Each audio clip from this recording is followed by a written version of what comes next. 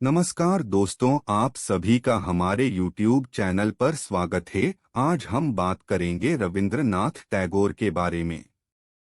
रविंद्रनाथ टैगोर का जन्म 7 मई सन 1861 में कोलकाता में हुआ था। रविंद्रनाथ टैगोर एक कवि, उपन्यासकार, नाटककार, चित्रकार और दार्शनिक थे। रविंद्रनाथ टैगोर एशिया के प्रथम व्यक्ति थे जिन्हें नोबेल पुरस्कार से सम्मानित किया गया था। उनके पिताजी का नाम देवेंद्रनाथ टैगोर, माता का नाम शारदा देवी था। वे अपने माता पिता की 13वीं संतान थे। बचपन में उन्हें प्यार से रवि बुलाया जाता था। 8 वर्ष की उम्र में उन्होंने अपनी पहली कविता लिखी। 16 साल की उम्र में उन्होंने कहानियां और नाटक लिखना प्रारंभ कर दिया था। विवाह 1883 को रविंद्रनाथ टैगोर का विवाह मृणालिनी देवी से हुआ।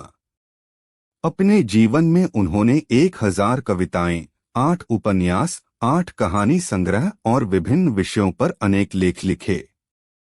इतना ही नहीं, रविंद्रनाथ टैगोर संगीत प्रेमी थे और उन्होंने अपने जीवन में 2230 लगभग से अधिक गीतों की रचना की। उनके लिखे 2 गीत आज भारत और बांग्लादेश के राष्ट्रगान हैं। जीवन के 51 वर्षों तक उनकी सारी उपलब्धियां और सफलताएं केवल कोलकाता और उसके आसपास के क्षेत्र तक ही सीमित रही। 51 वर्ष की उम्र में वे अपने बेटे के साथ इंग्लैंड जा रहे थे। समुद्री मार्ग से भारत से इंग्लैंड जाते समय उन्होंने अपने कविता संग्रह गीतांजलि का अंग्रेजी अनुवाद करना प्रारंभ किया। गीतांजलि का अनुवाद करने के पीछे उनका कोई उद्देश्य नहीं था, केवल समय काटने के लिए कुछ करने की गरज से उन्होंने गीतांजलि का अनुवाद करना प्रारंभ किया। उन्होंने एक नोटबुक में अपने हाथ से गीतांजलि का अंग्रेजी अनुवाद किया। लंदन में जहाज से उतरते समय उनका पुत्र उस सूटकेस को ही भूल गया जिसमें वह नोटबुक रखी थी। इस ऐतिहासिक कृति की नियति में किसी बंद सूटकेस में लुप्त होना नहीं लिखा था। वह सूटकेस जिस व्यक्ति को मिला उसने स्वयं उस सूटकेस को रविंद्रनाथ टैगोर तक अगले ही दिन पहुंचा दिया।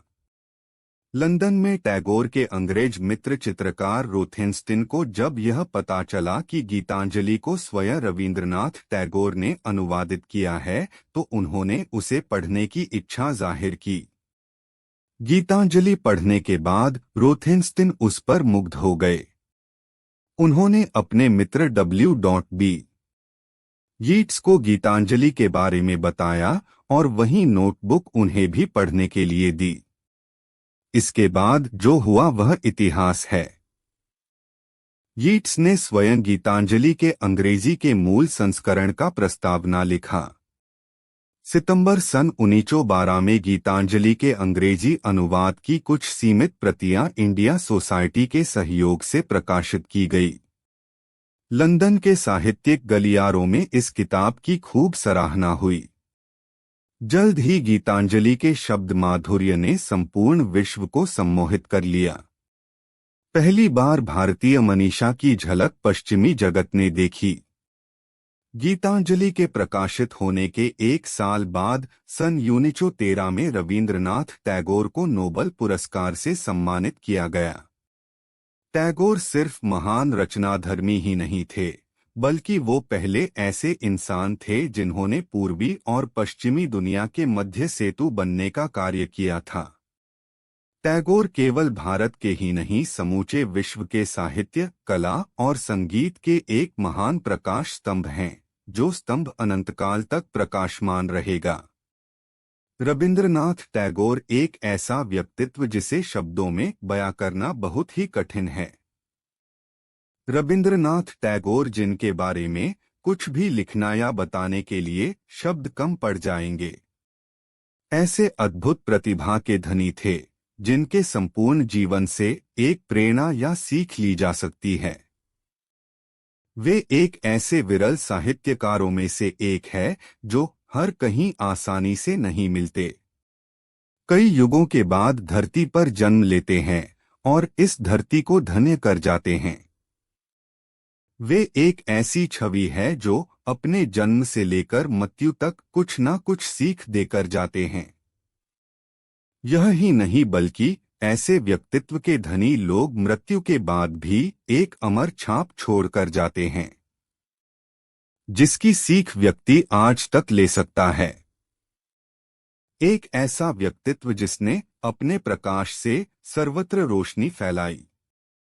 भारत के बहुमूल्य रत्न में से एक हीरा जिसका तेज चहुं दिशा में फैला, जिससे भारतीय संस्कृति का अद्भुत साहित्य, गीत, कथाएं, उपन्यास, लेख प्राप्त हुए।